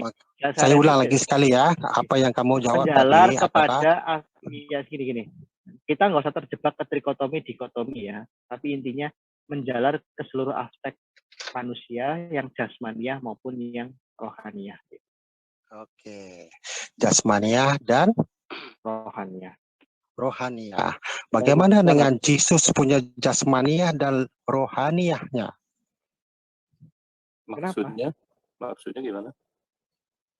What do you mean? Kamu katakan tadi manusia sejati itu Yesus sama seperti kita. Makanya saya bertanya, sebab itu saya bertanya dulu, adakah dosa warisan itu menjalar kepada roh atau jasad atau tubuh atau kedua-duanya sekali? Kamu mengatakan kesemuanya, yaitu rohaniahnya dan jasadnya dan apa? Saya rasa pengertian dasar tentang dosa ini kurang baik ya. Jasmaniah dan rohaniah. Makanya Yesus punya kemanusiaan rohaniahnya dan jasadnya sebagai manusia biasa. Makanya Yesus juga mewarisi dosa warisan kalau mengikut apa yang kamu katakan tadi. Ya, kamu salah memahami arti dosa waris. Dosa waris itu ada dua aspek. Nah, berdampak kepada natur, artinya sifat dan tabiat kita jadi rusak. Nah, Yesus natur itu nature ya, bahasa Inggris nature. Nature sama. Saya ulangi lagi ya. Kalau kedagingannya dia mewarisi sepenuhnya dari Maria. Sepenuhnya. Makanya buah rahim Maria. Ya. Ada darah, itu kan materi tubuh daging dari tulang dari Maria. Nah, tetapi dia tidak mewarisi natur keberdosaannya, karena itulah esensi dari pekerjaan Roh Kudus. Nah, Roh Kudus yang membuahi Maria. Yesus tidak memiliki natur keberdosaan. Ingat, itu bedanya, bro. Bedanya cuma itu. Secara materi daging sama dengan kita. Lemah, bisa capek, bisa mati. Tetapi secara natur gitu ya, dia tidak memiliki natur keberdosaan. Kamu paham apa itu natur? Apa itu tabiat. natur? Nature. Tabiat. Ya, nature itu tabiat. Menurut pemahaman kami di dalam teologi. Apa tabiat? Ya. Sifatnya. Ya, tabiat, sifat, sifatnya karakter. Lah. Nature itu sifat lah manusia. Ya, bisa. Karakter atau apa terserah lah. Karakternya, sifatnya, perlakuannya, perbuatannya. Iya, betul. Ya, makanya perbuatannya adalah perbuatan manusia. Dia punya roh sendiri, roh kemanusiaannya, dan juga dibuahkan apa kamu katakan tadi dengan Roh Kudus. Apabila kamu mengatakan nature-nya itu disebabkan ada Roh Kudus, so dia tidak sama seperti manusia lain yang mewarisi dosa warisan itu, makanya fakta kamu itu sudah bercanggah. Ini saya jawab ya, gini bro. Ya, teruskan.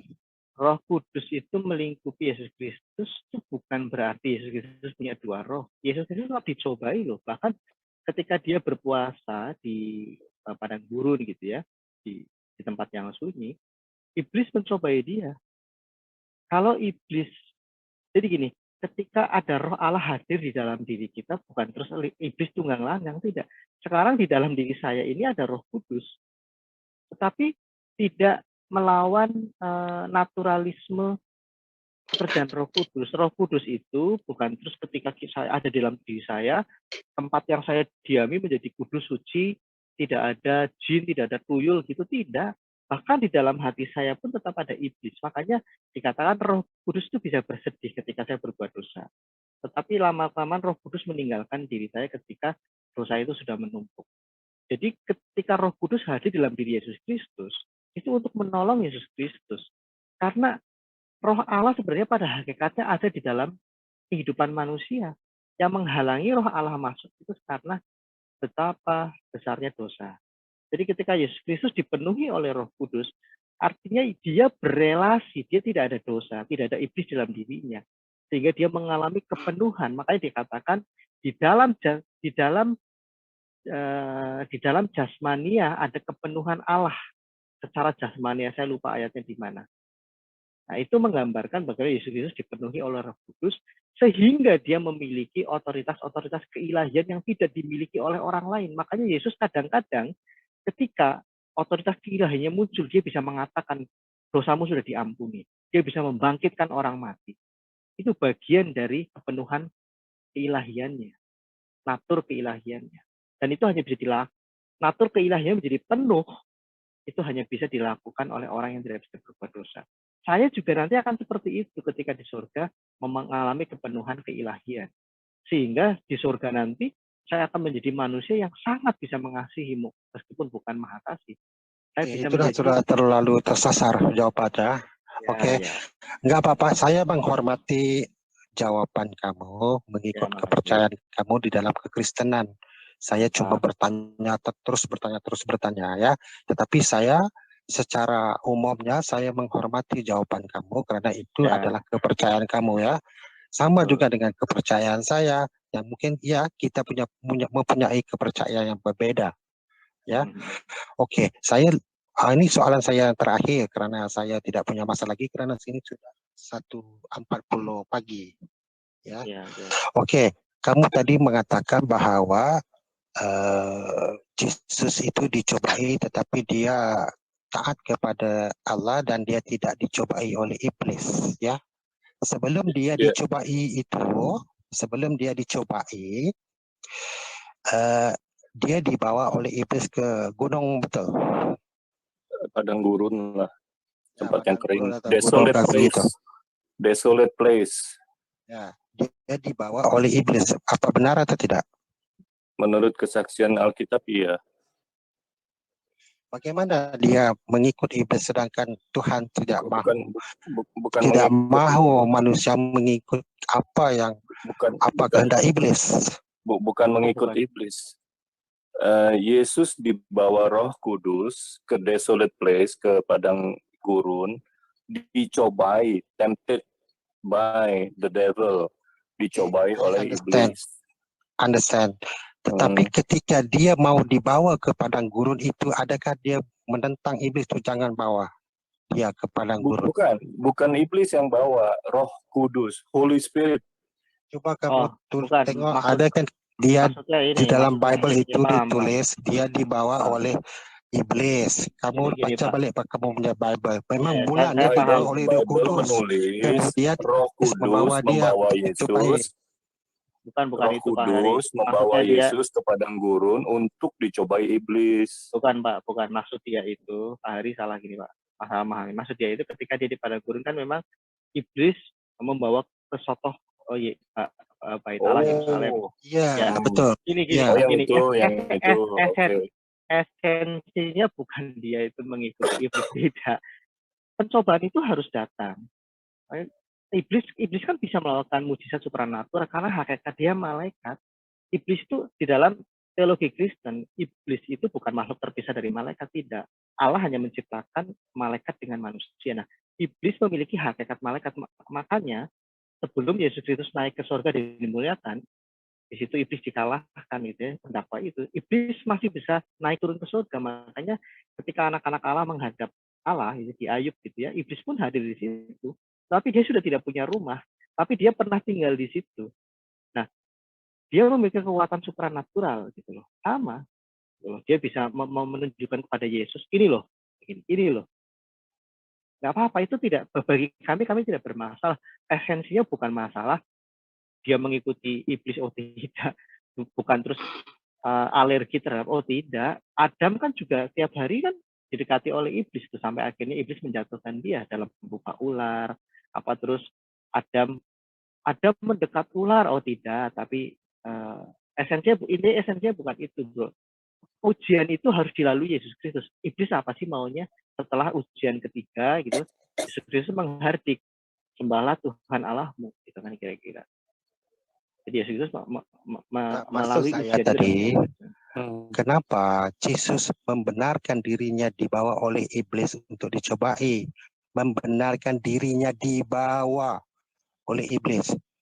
Itu fokus yang itu. Fokus kamu salah. Fokus kamu bukan masalah dibawanya. Fokus kami adalah materi dari pencobaan itu kan dia memperlihatkan kekayaan. Memang iblis punya kekuatan supranatural di bawah itu iblis ya Yesus itu mengikuti, silakan, apa sih maunya kamu iblis gitu ya. Nah, diperlihatkan tuh, bahkan kerajaan-kerajaan dunia bisa diperlihatkan dalam satu visualisasi gitu ya. Yesus itu tidak terus menolak, silakan, apa esensinya apa. Yesus bukan masalah di bawahnya, tapi apa yang mau ditunjukkan sama iblis. Oh, ini saya tidak tertarik dengan itu. Silakan. Makanya Yesus membenarkan dirinya dibawa oleh iblis untuk dicobai. Ya, itu penafsiran kamu. Kalau kamu keberatan, silakan. Kami tidak berada pada jalur penafsiran. Ayatnya bilang begitu. Iya, ya setuju ayatnya. Yesus dibawa ke itu tidak ada pertentangan daripada Yesus cara melihat terhadap ayat iblis. ini. Cara melihat ayat ada eisegesi dan eksegesi. Kami secara holistik tidak melihat seluruh konteks mengatakan itu yang seperti kamu maksudkan. Tetapi orang suka mengeksegesi, memaksakan pemikirannya, kemudian seolah-olah ayat itu seperti itu. Tapi kalau kita membahas secara komprehensif ya, tidak seperti itu konteksnya. Konteksnya kamu lihat akhirnya Yesus melalui ujian itu dengan baik, sehingga iblis tidak berhasil menawarkan kekayaan, menawarkan apa gitu. Iblis itu ditolak oleh Yesus, Ardi. Itu pada akhirnya, kenapa tidak berada pada mula hingga akhirnya? Cuma akhirnya, dari permulaannya kenapa tidak? Padahal kan dia punya Roh Kudus. Kepenuhan lagi. Enggak juga, sama aja punya Roh Kudus. Sama dia juga kan punya jiwa ilahi. Terus maunya kamu apa? Maunya enggak gini, maunya Anda itu dicuekin gitu, Yesus tuh enggak seperti cara berpikir. Enggak, seakan-akan Yesus enggak tahu itu apa maksudnya iblis. Kalau dia sebagai Ayub. Tuh, dia manusia kok dicobai. Kasih kisah Ayub. Ntar dulu, jangan kejauhan. Kalian nggak paham tadi dalilnya sudah saya share. Aduh ya nih. Ibrani 4 nih ya. Ayat 17 ya teman-teman. Aduh. Ia telah dicobai. Ia telah dicobai, hanya tidak berbuat dosa. Artinya pencobaan-percobaan itu terus datang, bukan hanya dari iblis. Murid-muridnya bahkan membuat dia marah. Pedagang-pedagang di bait Allah membuat dia marah. Tapi kemarahan dia seperti apa?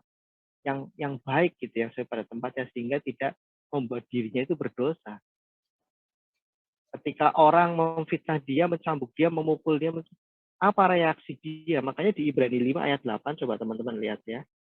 Ia belajar, artinya Allah tetap membiarkan dia belajar secara alami. Iblis juga punya kuasa untuk gini, tapi jangankan dibawa gitu loh. Iblis juga mungkin bisa sehari-hari menggoda dia, ayo Yesus Kristus kamu lagi khotbah nih, lapar gini. Tapi Yesus Kristus melalui itu dengan baik. Jadi Yesus Kristus sehari-hari dicobai kalau kalian pengen tahu. Tapi dia melalui itu dengan baik sampai coba nih lihat ya. Ayat 9, dan sesudah ia mencapai kesempurnaan. Jadi belajar taatnya dia mencapai kesempurnaan, puncaknya ada di Filipi 2 ayat 11, dia taat sampai mati. Tuh kan? Tuh. Kalau seandainya dia bukan Tuhan, kita tidak akan membantah dia. Seandainya dia tidak memiliki jiwa keilahian, kita tidak akan membantah kalau dia itu bisa dicobai oleh iblis. Kalau dia hanya manusia biasa, silakan. Tapi kan dia punya jiwa ilahi. Betul. Gini, Allah Justru bukan jiwa manusia. ilahi itu yang diuji coba ketaatannya. Itu yang nanti membalas ketidaktaatan Adam. Jadi dengan demikian kita bisa dibawa kembali ke surga. Begitu maksudnya Yesus. Iya kan, maksudnya dosa saja mampu diampuni. Kok hanya niat iblis yang jelek itu dia nggak tahu. Ya Bukan kan? begitu. Yang masalah dari dosa diampuni bukan masalah dosa diampuni itu mudah, bukan. Tapi berbuat dosa adalah tindakan pemberontakan, tindakan melawan. Nah, ini yang sifat melawan ini ada di dalam diri kita. Itu yang mau dihapus, bukan sekedar dosa secara sederhana, bukan. Iya, Tapi akarnya itu adalah kita biasa berontak. Istilahnya kalau ada peraturan, buat apa ada peraturan? Bukannya peraturan buat dilanggar, ya seperti itu. Yesus juga kan selalu mengatakan dosa kamu telah diampuni, sudah diampuni. Berarti dia mampu menghapuskan dosa, ya kan? Mas Fandi, lewat darahnya. Kamu udah selesai belum tuh Mas Fandi? Bentar. Teman kamu udah selesai belum tuh Mas Fandi? Jangan tumpuk-tumpuk, kita bingung satu-satu. Pak Yati udah selesai. Sama Bang Yati. Oke, saya mau keluar mungkin dalam 1 menit 2 menit lagi. Makanya apa yang saya nampak, apa yang saya lihat dari keterangan-keterangan yang kamu jelasin tadi, makanya Yesus itu gagal untuk menghalang dia untuk dicobai. Oh, salah. Saya misunderstand it. Salah paham ini. Dia dicobai. Kalau dia tidak dicobai, dia tidak akan membenarkan dirinya dibawa iblis ke padang gurun. Simple, very simple. No, that's stupid. Kamu punya kesimpulan seperti itu silakan, tapi kami anggap itu why you say stupid? Because karena itu belum selesai pencobaannya. The test is not over.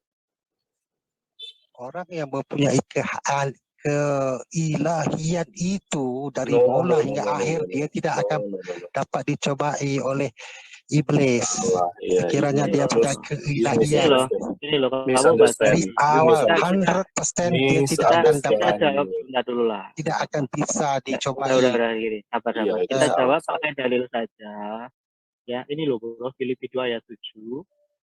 Melainkan telah mengosongkan dirinya sendiri dan mengambil rupa seorang hamba dan menjadi sama dengan manusia.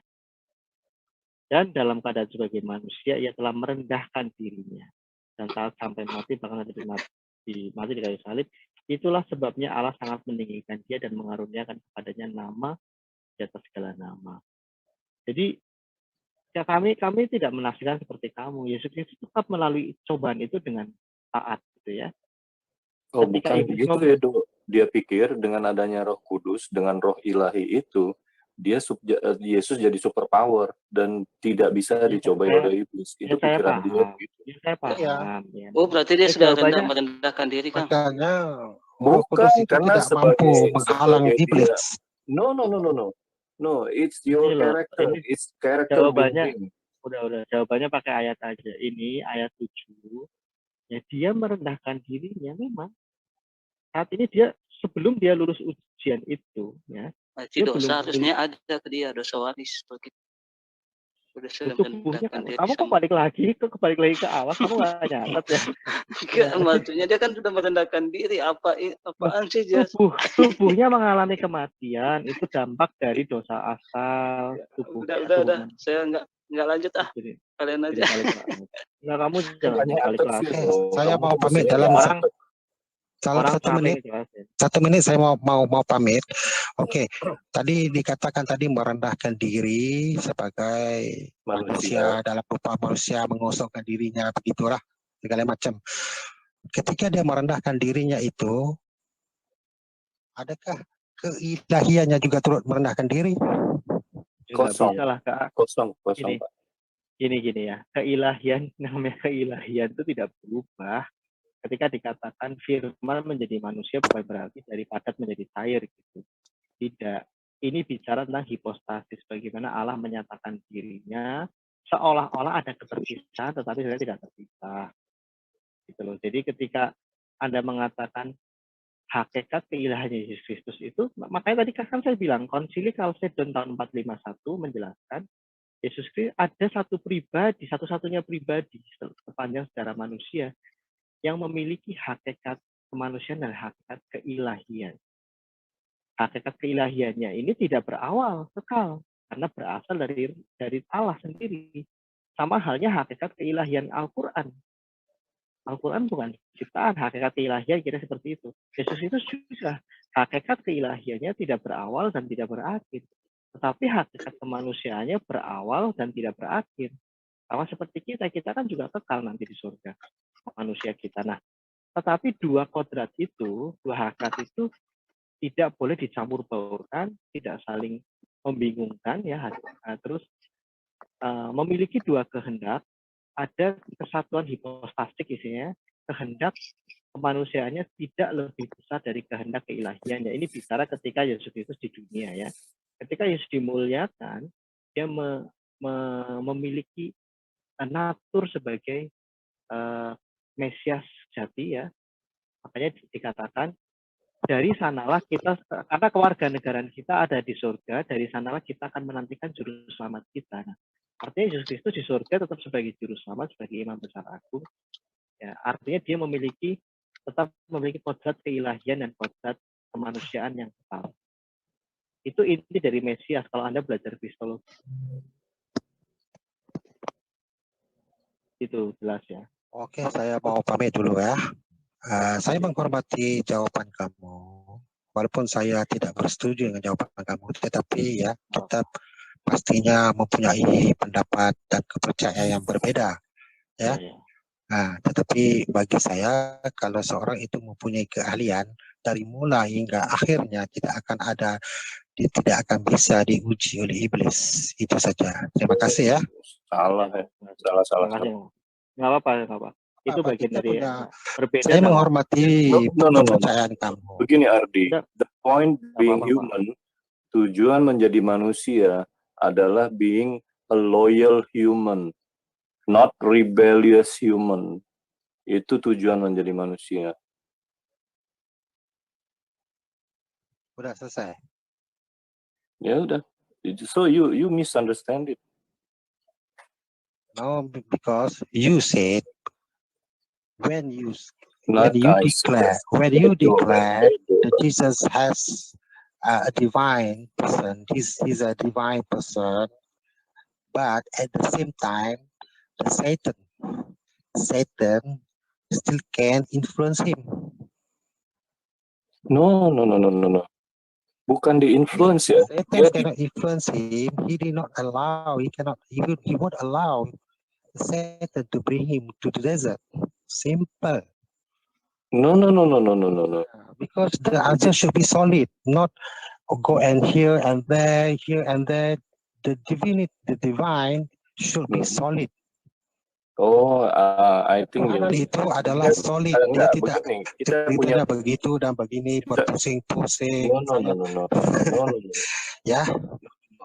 Kita punya you have different thinking ya. Yes, we have a different understanding. But I respect your faith as a Christian. I don't want to become your enemy, but I try to have a good discussion now. Okay, with you. That's all. Finally, we are really. Okay. Nanti ketemu lagi kalau punya diizinkan ya apa. Kalau saya mempunyai kesalahan kepada kamu, maafkan saya ya. Boleh. Ya, terima kasih. Jumpa lagi. Diskusinya kan baik ya. Oke. Thank you ya pengertiannya. Oke. Bye bye. Bye bye. Oke, bye bye.